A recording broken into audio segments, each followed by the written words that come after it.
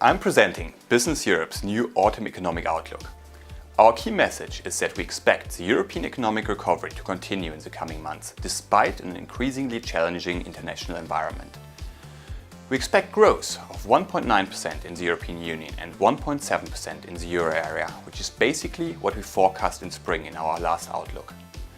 However, for 2017, we slightly revised down our figures to now 1.6% in the European Union and 1.5% in the euro area. We expect consumer spending, which is still supported by relatively low oil prices, to remain the key driver of growth. Investment growth, which at the start of 2016 slightly improved, is expected to pick up again in the second half of 2016.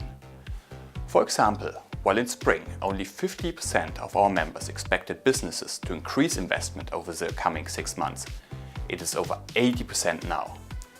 Finally, we expect net exports to make a negative contribution to growth. There are two key reasons for this. First, the euro's trade-weighted exchange rate has risen since mid-2015 and will start to slow down exports to countries that don't use the euro. Importers there will find it more expensive to buy our products and services. Second, the slowdown in global trade growth to annual rates of below 1% shows that European companies find themselves in a more difficult trading environment. So far, the vote of the UK to leave the European Union does not appear to have significantly damaged business confidence. However, there could be more important economic implications in the longer term. If you are interested in learning more about the possible long-term effects of Brexit, you will find a dedicated section in our Outlook.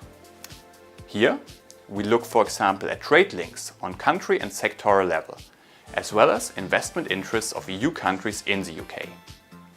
It is clear that the long-term economic impact of Brexit will depend upon the nature of the long-term relationship between the EU and the UK. Mitigating negative consequences of Brexit for companies and citizens across Europe is essential.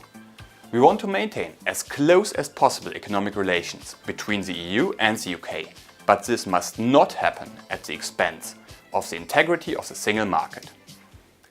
Therefore, cherry-picking between the 4 single market freedoms and ill-designed compromises opening the way to Europe à la carte is not an option. Thanks for listening, and if you're interested in more information, please check out our economic outlook.